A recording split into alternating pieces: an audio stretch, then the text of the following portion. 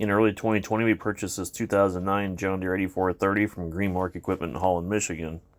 The tractor came from a dairy farm and had suffered some corrosion around the accessories such as the engine, steps, front fender brackets, and other places.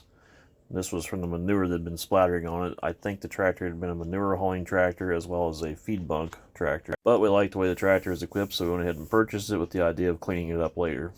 And you guys can see here in these pictures of when we purchased it that there was some corrosion around the edges of rims, a bent up dual rim, which would signal that it had been near a feed bunk.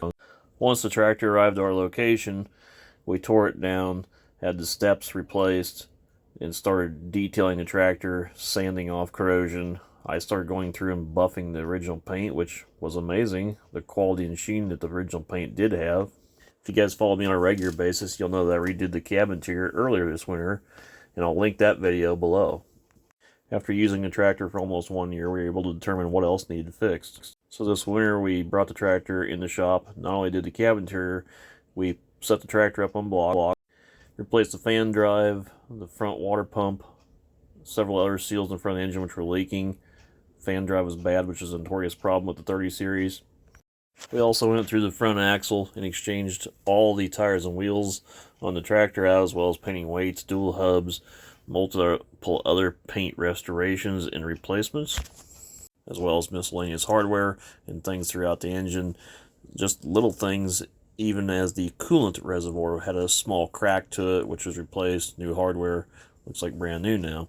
You're seeing some before, during, and after pictures here as this goes through, and the painted up rims and centers of the wheels. We did take the BKT tires off and got VF Firestones, which is very Flexions, and new rims. I was able to work a deal through NTS Tire, and you're going to see some of the tractor here in a second of when it's completed and how it looked as it was completed. These before, during, and after pictures show you kind of what we did and how we cleaned it up and detailed it. To make a tractor like this stand out and look like new again, the effort is in the detail, such as how you paint it, how you sand it, and the amount of work and effort that goes into it. We even went in and replaced bolts, hardwares, little nuts, caps. The original paint was shined. Took a lot of time, effort, and elbow grease to make it look like new again. But the outcome was very, very good. Very pleased with the tractor. The tractor has 5,800 hours on it. It should be good for another 5,000. We are very pleased with the outcome of the tractor. It looks great and should work well for us for years to come. And here at the end, you'll see the final product. These are just cell phone taken pictures throughout the winter before the new camera equipment arrived. But if you do like this kind of content, please hit the subscribe button. And if you'd like to check out my second channel, the link to that channel is in the description below. Thank you for watching. We'll see you in the next video.